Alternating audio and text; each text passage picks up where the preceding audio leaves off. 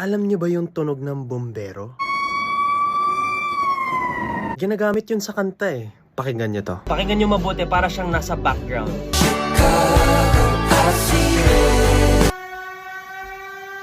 Paano ko ba ito naisip? Let us all rise for the Caviteño anthem. And when I'm back in Cavite, I feel it. Tapos saan ka nakarinig ng anthem na rakrakan yung tunog? Para sa inyo to mga Caviteño.